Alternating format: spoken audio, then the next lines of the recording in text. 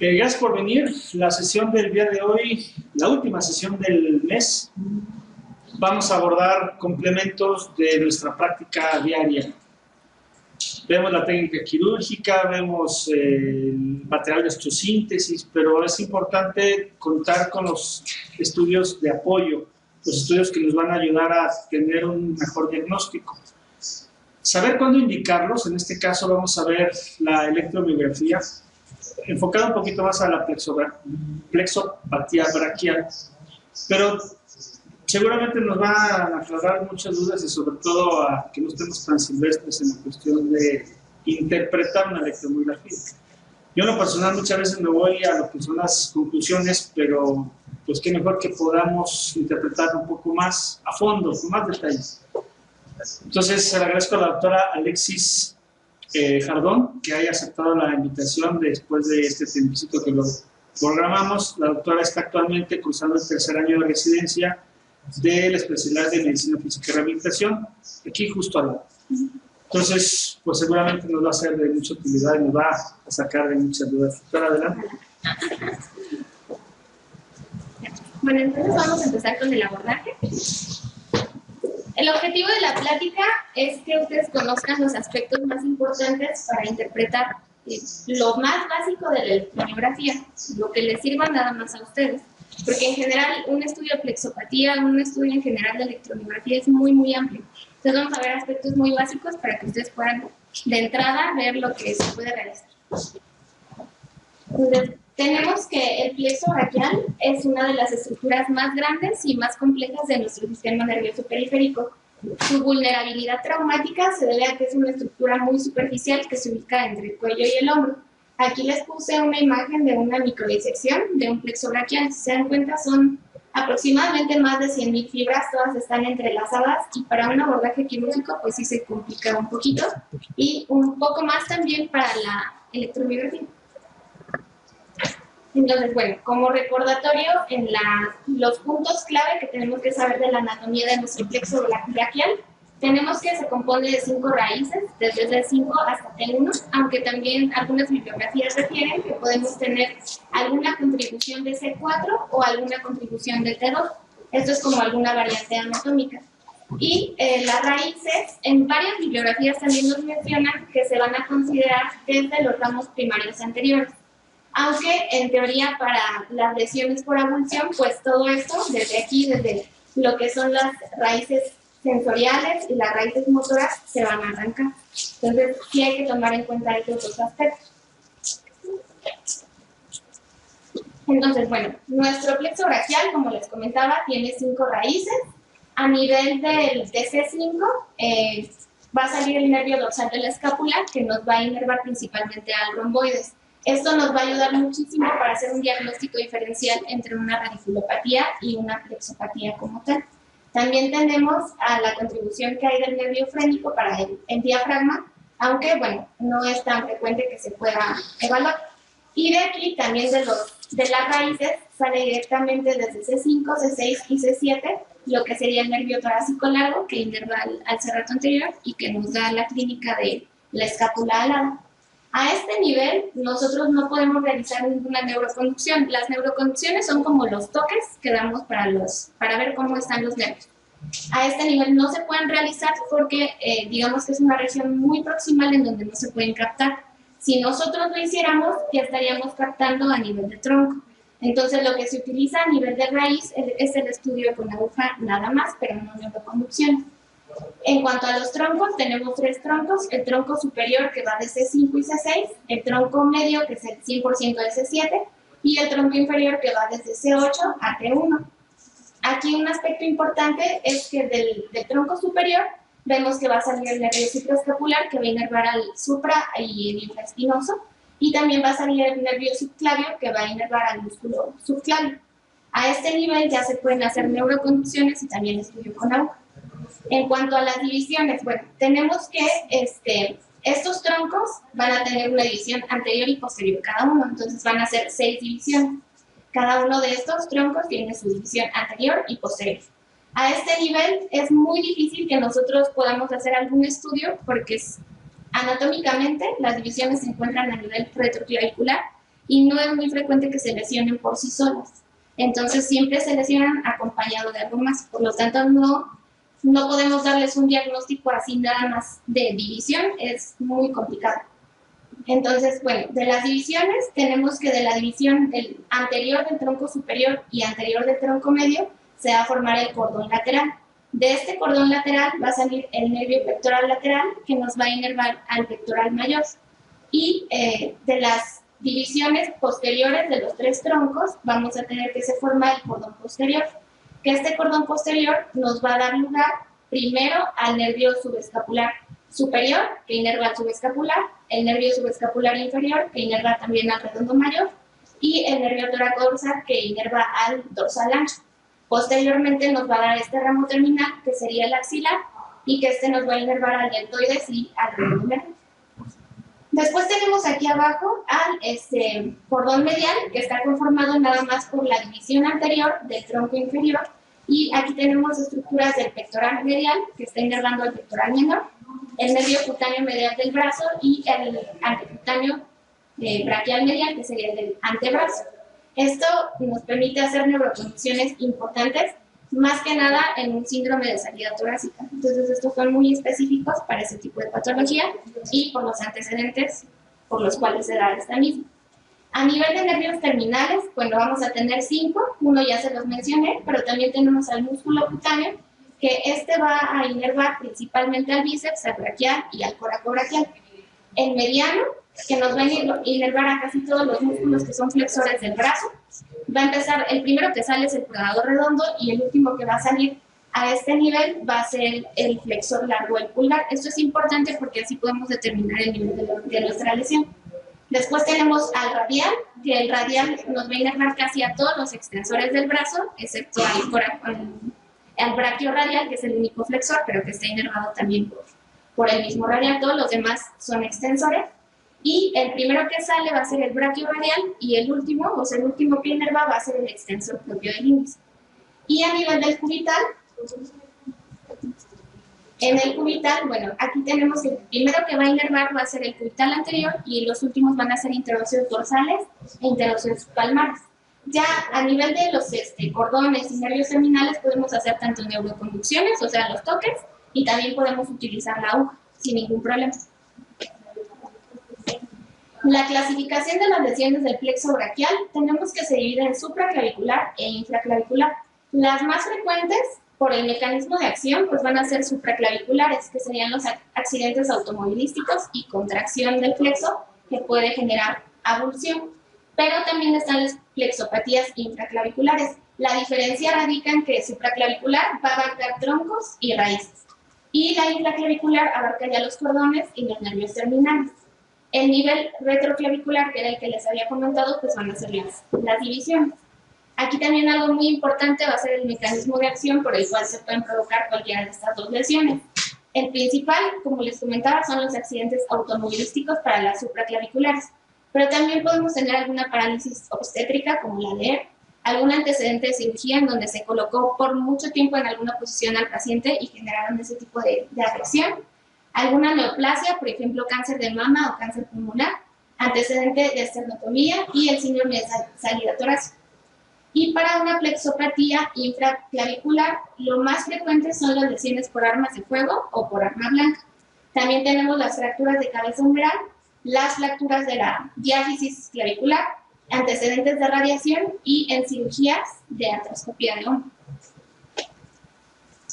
Entonces, bueno, ya quedamos que las lesiones más frecuentes son las supraclaviculares, pero de ahí el plexo supraclavicular se va a dividir a su vez en plexo superior, que abarca C5, C6, el plexo medio, que abarca C7, y el plexo inferior, que abarca C8 y T1. Todas tienen mal pronóstico, pero la que peor pronóstico tiene es la del plexo inferior. ¿Por qué? Porque en un plexo superior generalmente se dan lesiones que son desmielinizantes, o sea, dañan a la mielina, pero no como tal directamente al axón, es lo más frecuente. La localización del músculo al que inerva es muy cercana y por lo tanto se puede reinervar más rápido que un músculo que está lejano y tiene que, digamos que tener un trayecto más largo para volver a reinervarse, que esto sucede en un plexo inferior. Y también que estas lesiones del plexo superior generalmente se dan a nivel extraforaminal lo que permite al cirujano pues tener un mejor abordaje quirúrgico, y las de plexo inferior generalmente no se encuentran a nivel extraforaminal. Muchos estudios comentan que en plexopatías que son pansupraclaviculares, lo que sucede es que aunque se hayan lesionado todos estos, el que se ve que persiste después de los años con bastante lesión va a ser el plexo inferior. Bueno, la clínica. La clínica es lo más importante, no la podemos sustituir por un estudio de electrodiagnóstico. El estudio electrodiagnóstico tiene una sensibilidad del 58% y una especificidad del 85%. Afortunado o desafortunadamente es totalmente operador dependiente, entonces sí variaría mucho la sensibilidad y especificidad dependiendo de la patología. Sin embargo, la clínica es lo fundamental que nos va a ayudar a realizar el diagnóstico de nuestro paciente. Lo que tenemos que explorar van a ser nuestros reflejos, cómo están nuestros músculos y la sensibilidad por territorio de nuestro paciente. Son los tres aspectos básicos que ustedes tienen que abarcar cuando sospechen de alguna lesión de plexo braquial. Por ejemplo, el ejemplo más fácil sería en una panplexopatía, en donde está alterado todo y por lo tanto van a tener debilidad completa del hombro, alteración en todos los territorios nerviosos, y además los reflejos, por ejemplo el bicipital, precipital, el cilo radial, todos van a estar abolidos. Y la diferencia, bueno, aquí les puse nada más un ejemplo del tronco superior, en donde nosotros vamos a tener debilidad principalmente en deltoides, que es C5, C6, el bíceps braquial, el braquio radial, el supra e infraespinoso. El pronado redondo tiene parte de C6, pero también ya tiene C7, y el tríceps braquial es también C6, C7. Entonces, estos se van a encontrar lesionados, pero en menor medida que los que son más puros de C5 y C6. Por eso es tan importante que conozcan la inervación de los músculos. Además, va a haber pérdida sensorial en los territorios que están inervados por el tronco superior, que sería el axilar y toda la porción lateral de nuestro brazo, el cutáneo lateral del brazo, del antebrazo, porción del nervio radial y del nervio mediano. Y muy importante aquí, la abolición de los reflejos. El bicipital se integra a nivel de C5, entonces va a estar abolido. Pero el tricipital se integra a nivel de C7, entonces ese lo van a encontrar conservado. Entonces eso les puede ayudar mucho a hacer su diagnóstico diferencial. Ahora sí, bueno, en cuanto al abordaje electrodiagnóstico, nosotros hacemos el estudio en dos fases. Uno que son las neuroconducciones y otro que es el estudio con aguja. Las neuroconducciones consisten en estudiar los nervios motores y sensoriales. Aquí tenemos un nervio que es sensorial y un nervio que es motor. Esta es la anatomía normal. En un nervio sensorial tenemos una raíz sensorial, el ganglio de la raíz dorsal, como tal el nervio sensorial, y el receptor a nivel cutáneo, principalmente. Y en un nervio motor tenemos que está el cuerpo neuronal, que se encuentra a nivel del asta anterior del ángulo espinal, la raíz motora, el nervio motor, la unión neuromuscular y el músculo como tal. Y son los que evaluamos en las neuroconducciones. O sea, por ejemplo, nosotros podemos evaluar cubital motor y cubital sensorial. Hay algunos que son puramente sensoriales, como el cutáneo antebraquial mediano, pero la mayoría pues tienen tanto su nervio motor como su nervio sensorial. Entonces, bueno, este es un ejemplo de los estudios que realizamos de neuroconducción. Muy en general, para explicarles, nosotros tenemos un estimulador, por aquí estaría una pantalla, y este estimulador va a captar un estímulo, perdón por la redundancia, que viene desde un electrodo de registro. Este electrodo de registro se va a colocar en el músculo o en el nervio que nosotros queramos estudiar, y nosotros lo podemos evaluar de manera antidrómica, o sea, en contra del sentido en el que circula, digamos, la información del nervio, u ortodrómica. Pero eso ya depende del tipo de estudio que estemos realizando. En general, lo que vamos a obtener, nosotros damos un estímulo en milivolts o microvolts y vamos a obtener un potencial de acción motor compuesto para los nervios motores y un sensorial compuesto para los que son sensoriales, que como tal va a ser la suma de los potenciales de acción de las fibras musculares individuales. La respuesta normal que nosotros vamos a obtener de estos dos va a ser, lo principal va a ser la latencia. Una latencia tiene que ver con el tiempo de que nosotros dimos un estímulo, llega aquí a donde se capta y se genera ese potencial de acción. Esto tiene que ver mucho con la mielina del axón, con qué tan rápido o qué tanta mielina tiene nuestro axón. Después se va a generar una amplitud, que la amplitud tiene que ver con el número de axones que se encuentran en esa fibra. Si tenemos una mayor amplitud, quiere decir que tenemos más axones y eso nos va a tener una amplitud mayor. Cuando hay una pérdida axonal, por lo tanto, la amplitud se va a encontrar disminuida. Y también la duración es importante valorarla. Esta nos va a decir de todas las fibras que conducen, cuáles conducen más rápidas. Algo muy importante en los estudios de neuroconducción, nosotros no evaluamos fibras de conducción lenta, solo evaluamos fibras de conducción rápida como las betas, que conducen más o menos de 35 a 75 metros por segundo. Pero, por ejemplo, fibras que conducen a menos de esa velocidad o fibras amielínicas como la C, esas nosotros no las valoramos. Y la velocidad de neuroconducción, que esta se saca o va directamente relacionada con la latencia y nos dice qué tan rápido está conduciendo nuestro nervio. Entonces, bueno, lo que vamos a encontrar en una plexopatía braquial, yo creo que ya conocen la clasificación de Sedón y la de Sutherland. Estas se utilizan para ver qué tanta lesión tiene nuestro nervio. En este caso, nosotros generalmente les reportamos el estudio con axonomnesis. Una neuroapraxia, como lo ven aquí, es una lesión en donde lo único que se está afectando es la mielina. Sin embargo, el epineuro, el perineuro, el endoneuro se encuentran íntegros, como se ve aquí en la imagen, y el axón tampoco se va a encontrar afectado. En una axonomnesis, si se dan cuenta, el axón ya se encuentra afectado. Digamos que se rompe un poquito y además la mielina también se encuentra afectada. Sin embargo, el epineuro, perineuro y endoneuro se van a encontrar todavía íntegros. En una neuroamnesis, que ya es un grado 5 de Sutherland, ya encontramos que todas las estructuras de epineuro, perineuro, endoneuro se encuentran alteradas. Y este es un diagnóstico que se puede hacer quirúrgico o histológico. Nosotros no podemos hacer ese tipo de diagnóstico.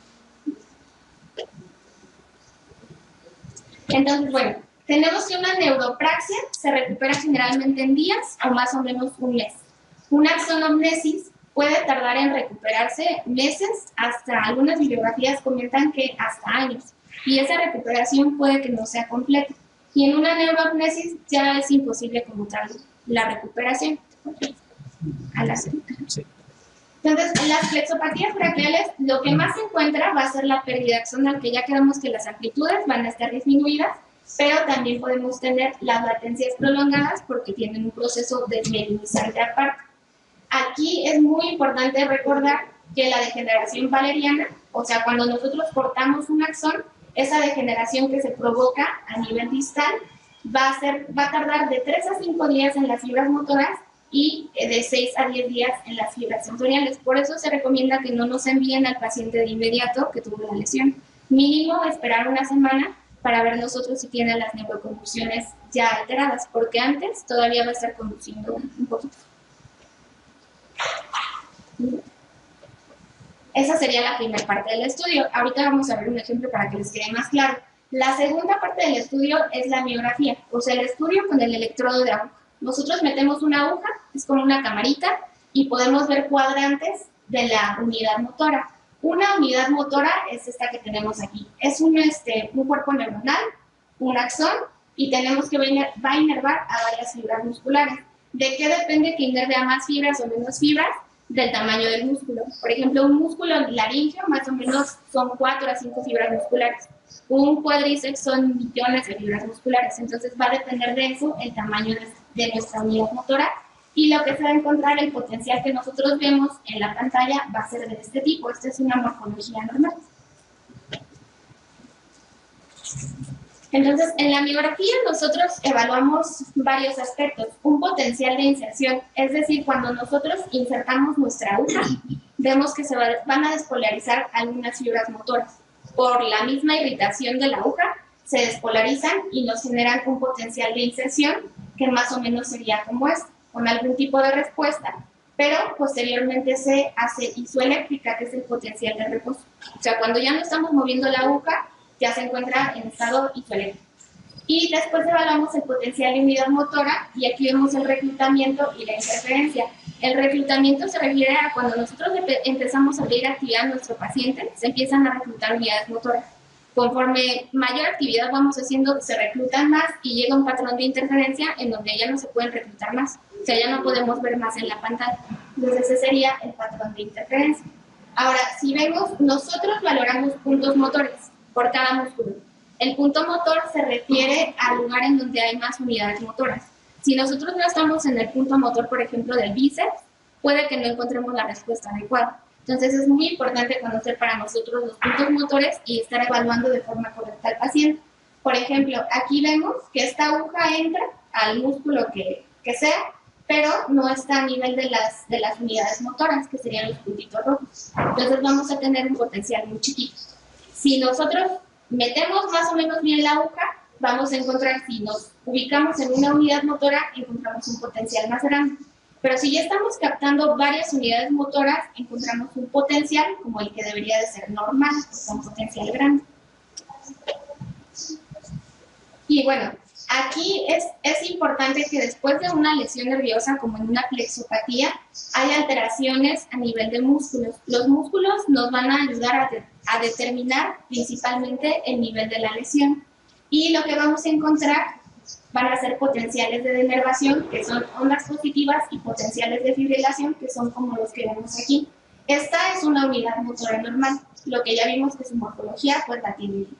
Este es una denervación severa, en donde ya el axón no se está comunicando con las unidades motoras o con las fibras nerviosas, y entonces nos van a generar potenciales anómalos. No es necesario que conozcan que son ondas positivas de fibrilaciones, nada más que sepan que son anómalos, no son normales. Y estos generalmente se van a ver de 10 días a 2 semanas después de la lesión. Se van a ver primero en músculos proximales a la lesión que tuvimos y pueden tardar hasta un mes en verse en músculos que son distales a nuestra lesión. Y los potenciales de reinervación, que también les interesan mucho a ustedes porque nos hablan del pronóstico del paciente. Estos son un potencial normal, digamos que tiene poquitas fases, pero un potencial que está reinervado ya tiene varias fases, o sea, tiene varios piquitos. Ya no es como este normalmente. Van a ser chiquitas y van a tener varias fases. Esto nos va a hablar de que se está reinervando. Quizás no de la forma correcta, pero que está intentando reinervarse. Y estos aparecen más o menos a 2 o 3 meses de la lesión. Por eso hay que estar repitiendo el estudio. Entonces, este es el que les pongo aquí, es un patrón de interferencia. Es decir, cuando ya pedimos la actividad muscular máxima, se completa la pantalla, se llena de unidades motoras, es decir, ya no podemos ver tantas, y esto se genera, bueno, gracias a la unidad motora que se está activando por completo. Lo que sucede en un paciente que tiene una lesión de plexo braquial es que ya le quedan menos axones, pero estos axones de las unidades motoras que quedaron libres las tienen que reinervar, como que las tienen que adoptar, y por lo tanto sus potenciales que se vean en la pantalla van a ser más grandotes, porque tuvieron que adoptar fibras musculares que no eran de ellos, porque ya no hay suficientes axones. Entonces esta es una de las características que podemos encontrar, que sería un patrón neuropático, así lo llamamos nosotros. Y bueno, eso sería en cuanto a las neuroconducciones y a la miografía. Ahora les traje un caso clínico que generalmente así es como nos mandan a los pacientes para el estudio. Se trata de paciente femenino, tiene 38 años de edad, tiene un antecedente de accidente automovilístico con mecanismo de flexión forzada y tracción del hombro derecho. Actualmente refiere a adormecimiento en todo el hombro con debilidad del mismo. Para nosotros es muy importante interrogar sobre antecedentes clínicos degenerativos como diabetes mellitus, hipertensión o alguna otra comorbilidad. La paciente no lo tiene. Entonces, este es el estudio que nosotros realizamos. Lo que valoramos, aquí van a ser nervios, digamos que vamos a valorar desde el principio del plexo hasta el final. Nosotros vamos a captar en el nervio axilar, en el supraescapular y en el músculo cutáneo. Y vamos a grabar nuestro estímulo a nivel de los músculos que inerva. Por ejemplo, en el axilar, nosotros vamos a poner nuestra barrita en el deltoides. Para supraescapular, en el supraespinoso, y para el músculo cutáneo lo vamos a captar a nivel del bíceps braquial. Lo más importante que ustedes tienen que conocer aquí es que el estudio se hace comparativo. Tiene que ser simétrico de las dos extremidades. ¿Por qué? Porque aquí en México no hay tantos estudios que nos digan cuáles son los valores normales. Hay muchos en Estados Unidos, pero no aquí. Entonces, la mejor referencia en un paciente es el lado contralateral del mismo. En general, las latencias no tienen que sobrepasar más de 5, así como para que lo tengan como claro ustedes, más de 5. Y las amplitudes tienen que ser más o menos o muy, muy simétricas.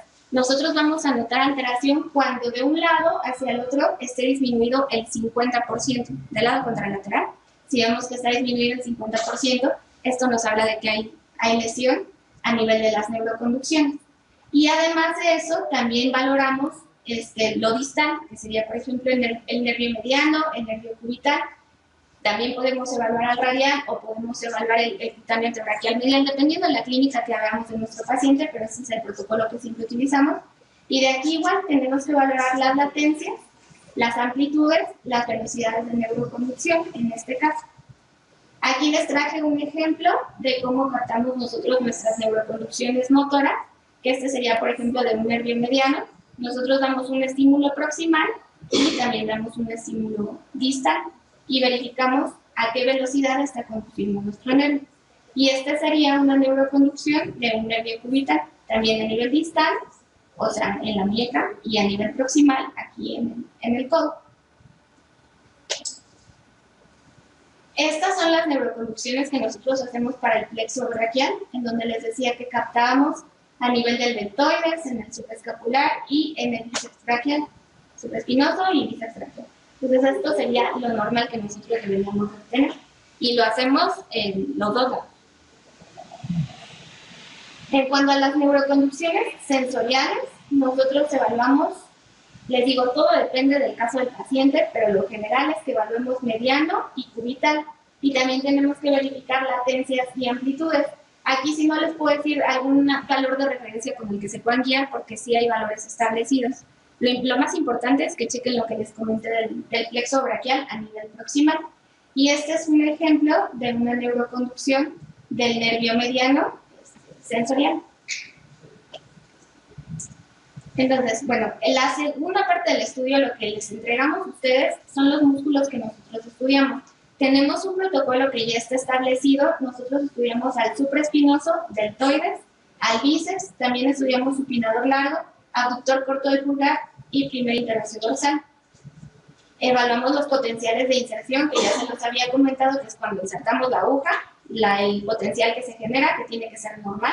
El potencial de reposo es que tendría que ser normal, que fue con lo que les comenté de que tiene que ser más o menos como una línea isoeléctrica, y aquí es en donde nosotros podemos reportar las ondas positivas o los potenciales de fibrilación.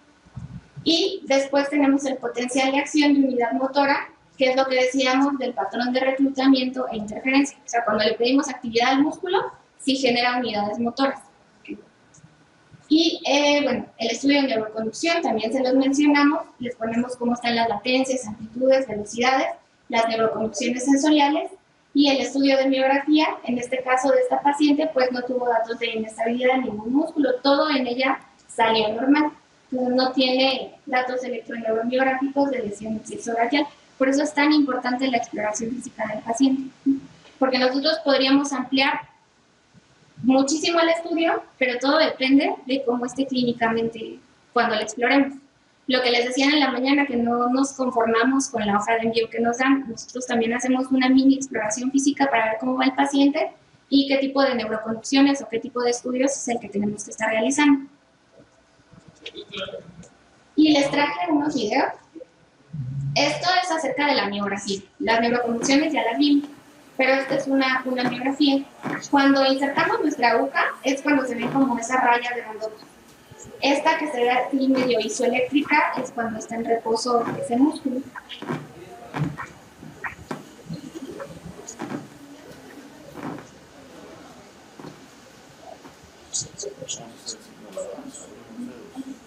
Y ahí el explorador le está pidiendo actividad muscular, que sería el reclutamiento y que sería el patrón de interferencia. Entonces es un patrón de interferencia normal.